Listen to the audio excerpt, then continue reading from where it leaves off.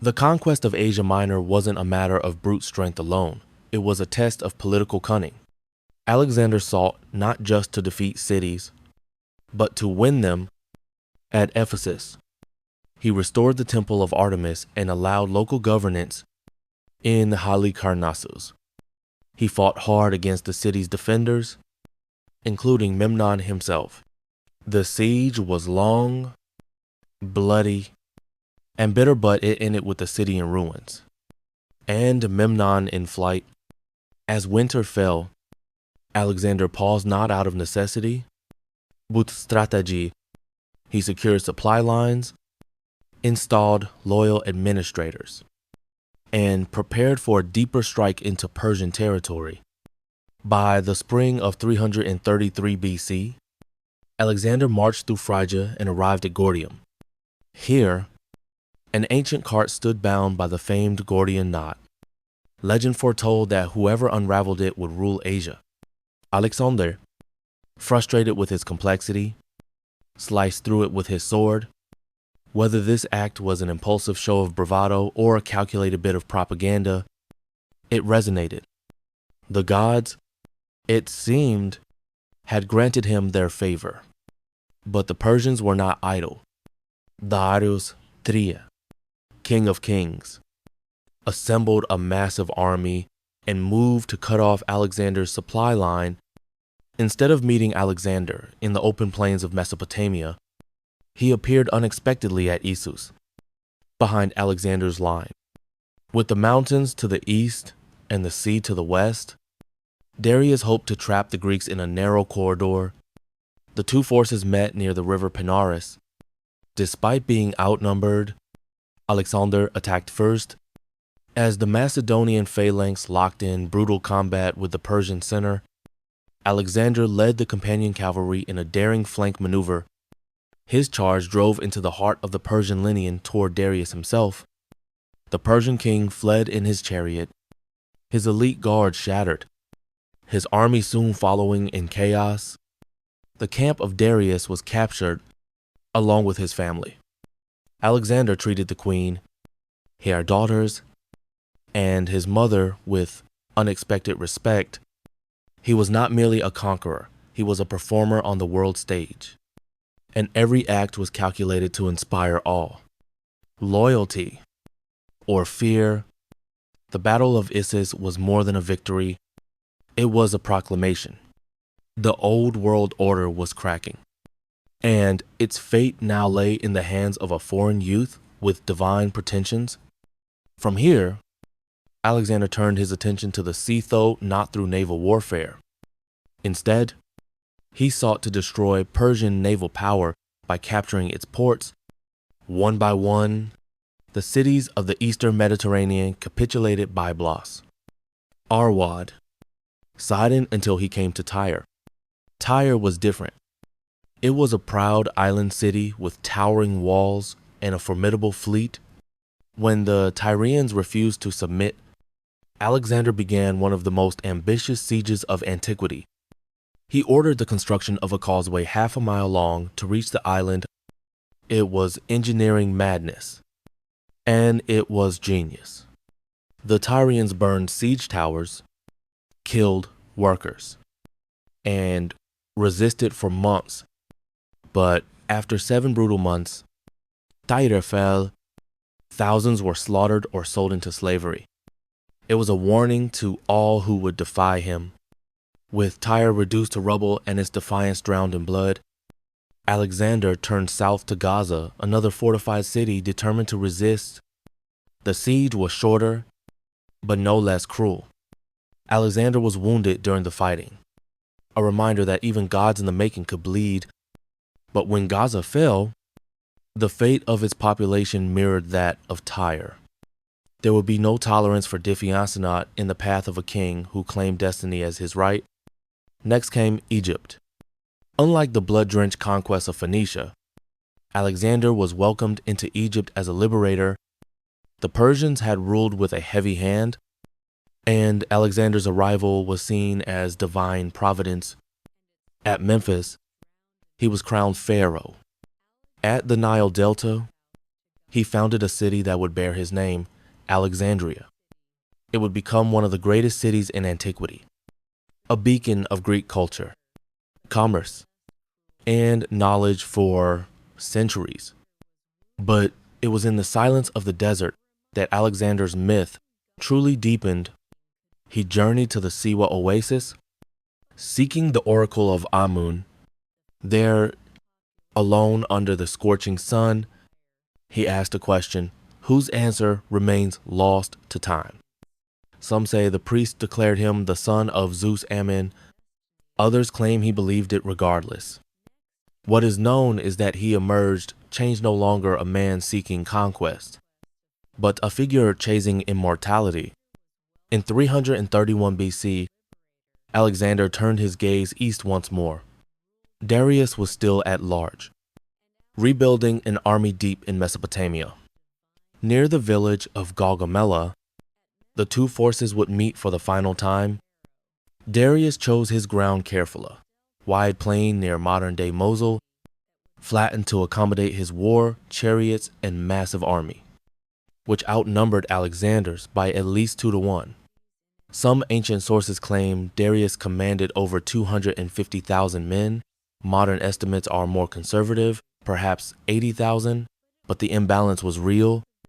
Alexander arranged his army with precision. Parmenion commanded the left, with the Thessalian cavalry and Greek allies. In the center stood the phalanx, battle-hardened and unbreakable. On the right, as always, was Alexander with the companions, the Hypaspes, the Agrians, and his personal ambition. As the battle began, Alexander did something unexpected. He led his cavalry far out to the right, almost exposing his flank. Darius responded by stretching his own line to match him, inadvertently weakening the center. It was exactly what Alexander wanted. While Persian chariots charged into his infantry lines, disrupted by javelins and split open by lanes prepared to let them pass, Alexander wheeled around and drove directly into the Persian center. His target was not a formation. It was a man. Darius, the Persian king, again turned and fled. The center collapsed. Darius's army disintegrated. The Battle of Gaugamela was over. And with it, so was the Persian Empire, least in all but name, Babylon, the jewel of Mesopotamia, opened its gates to Alexander without a fight. He entered the ancient city not as a conqueror, but as a king greeted with ceremony, surrounded by incense and the marvels of an empire older than his own people's gods. In Susa, the next great capital, he took his seat on the throne of Persia itself, draped in silks and crowned by the weight of legitimacy. Yet for all the splendor, Alexander's campaign was not over. Darius had fled once more. Deeper into the east, Alexander could not rule while a rival claimant still breathed, and so he pushed forward through the treacherous passes of the Zagros Mountains toward Persepolis, the ceremonial heart of the Persian Empire. Here, Alexander paused. The city surrendered, and he entered as the new master of Asia. But then came fire. Whether it was an accident, an act of drunken celebration, or a calculated symbol of vengeance, Persepolis burned. The great palace of Xerxes, very man who had once torched the temples of Athens, was consumed by flames. Marble statues cracked in the heat, gold melted into ash. The message was clear. The old empire was dead. From its ashes, a new one would rise. But Alexander's dream wasn't merely to sit on Darius's throne. He would not be satisfied until every corner of the former Persian world bowed to him. And so, in 330 BC, he resumed his pursuit. North to Ecbatana he went, but again, Darius escaped this time into the eastern satrapies of Bactria and Sogdiana. Then came betrayal. Darius, worn down and deserted by many of his nobles, was assassinated by one of his own satraps But Sushu hoped to seize the throne himself. Alexander found Darius's body abandoned in a wagon, mortally wounded. He ordered the Persian king buried with honor in the royal tombs of Persepolis. But he also vowed vengeance. Alexander now took it upon himself to hunt Bessus, not just as a rival, but as a regicide breaker of sacred kingship. In the eastern provinces, his campaign turned brutal. The lush valleys and towering mountains of modern Afghanistan and Central Asia became his battlefield. Tribes resisted, cities rebelled, and Alexander responded with fire and steel. In Arya, a revolt was put down swiftly. In Bactria, the campaign became a series of skirmishes, ambushes, and sieges where even victory came at the cost of exhaustion. Alexander founded cities to cement his rule: Alexandria Ariana, Alexandria Eshatete Ladder, meaning the furthest. His map stretched to the edge of the known world. Eventually, Bessus was betrayed by his own men and delivered in chains to Alexander. The Macedonian king ordered his mutilation and execution in accordance with Persian punishment for treason, the removal of ears and nose, and death by dismemberment. Even as he secured the east, Alexander's army began to fray. They had marched for years. They had fought in deserts, climbed mountains, crossed rivers, and buried comrades in foreign lands. Many had lost faith in the dream. The deeper Alexander ventured into Asia, the further he drifted from the Macedonian ideals that had once united his army. The warrior king who had led charges at the Granicus and Gaugamela now began to adopt Persian customs, wearing their robes, taking on their court rituals, and even demanding proskynesis, the act of prostrating oneself before the ruler. To the Persians, this was sacred tradition. To the Macedonians, it was blasphemy. The tension boiled over in Bactria, where a drunken argument erupted between Alexander and Clitus the Black, the very man who had saved his life at the Granicus. Clitus criticized the king's abandonment of Greek values, his arrogance, and his attempt to blur the line between man and God. Enraged, Alexander seized the spear and killed him on the spot. The next morning, grief swallowed the king whole. He had murdered a friend, a savior, a brother in arms. Some say he refused food for days. Others claim he tried to take his own life, but Alexander would not break. He buried his sorrow and pushed forward. In 327 BC, he sealed a political marriage with Roxana, a Bactrian noblewoman. The union helped stabilize the region, pacifying local chieftains. But even in love, Alexander's actions had imperial intent. Soon after, he led his army into India, crossing the towering Hindu Kush, battling the fierce Aspasi and Assassini tribes, and storming the fortress city of Masaga. According to some legends, a queen, Cleophas, bore Alexander a son and ruled under his protection. The truth is lost to time, but the siege itself was real and brutal. His next challenge was Porus, king of the Pauravas, a tall and imposing ruler who met Alexander at the banks of the Hydaspes River today, the Jhelum. Porus brought war elephants, towering beasts that terrified the Macedonian horses and crushed men beneath their feet. The battle raged under a monsoon downpour. The field was a quagmire. Men slipped, chariots stuck, elephants panicked. But Alexander, as always, adapted. He crossed the river upstream under the cover of night and fell upon Porus's flank. Despite horrific casualties, the maneuver worked. Porus was captured, brought before Alexander, and when asked how he wished to be treated, answered, like a king.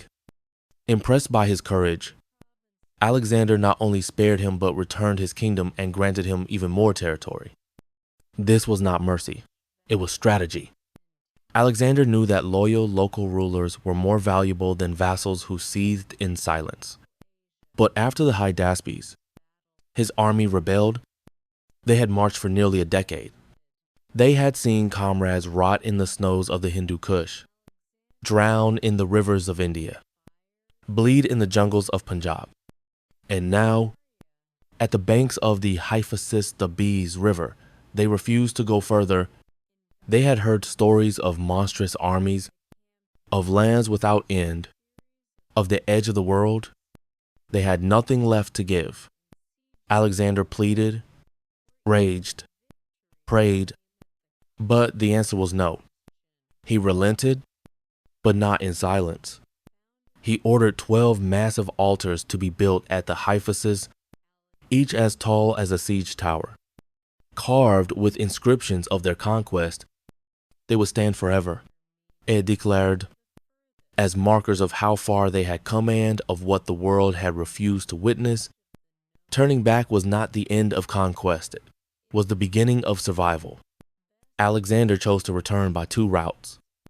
Part of his army, under his admiral Nearchus, would sail along the coast from the Indus Delta through the unfamiliar and perilous waters of the Persian Gulf. The rest, under his own command, would march through the Gedrosian deserta swath of unforgiving wasteland in modern southern Pakistan and Iran. It was a decision many historians still puzzle over. The sea journey was treacherous, but Nearchus succeeded, mapping uncharted shores and establishing vital coastal links. Alexander's path, however, became a funeral procession. The Gedrosian desert was a place of death. The sun scorched the sand into glass. Water vanished. Food became myth. Thousands died of thirst, of starvation, of heat. Men drank from stagnant pools, fought over rotten rations, and collapsed under the weight of their armor and despair. It was not a retreat, it was a crucible. And when Alexander emerged, gaunt and grim-eyed, he was not followed by an army, but by the shadows of those who didn't make it. Back in Persia, the empire he had carved was fraying. Viceroys and satraps, left unchecked for years, had grown corrupt, cruel, or ambitious. Alexander began a campaign not of conquest, but of justice or revenge. Governors who had pillaged temples or ruled like tyrants were executed. Local administrators were replaced. Order had to be restored. Then came one of the most symbolic acts of his reign. The mass marriage at Susa in 324 BC. 80 of his officers were wed to Persian noblewomen in a grand ceremony meant to fuse East and West. Alexander himself married two Persian princesses, Tatera and Parysatis. To him, it was the culmination of his vision. One empire, not of Greeks ruling Persians, but of unity by blood. Not everyone shared his dream. Macedonian veterans grumbled at the Persianization of their king. They scoffed at the elaborate court rituals, the golden robes, the Eastern gods. They had followed a warrior king. Now they served a divine monarch. The divide grew at Opis when Alexander tried to integrate thousands of Persian youths into the army. The Macedonians mutinied. Alexander's fury exploded. He dismissed his men, declared he no longer needed them, and filled his court with Persians. But the outcry softened into reconciliation. Alexander reminded them of their triumphs, of what they had built together. The army relented. Tears were shed. Promises were renewed. Yet the wounds would not fully heal. Then, tragedy.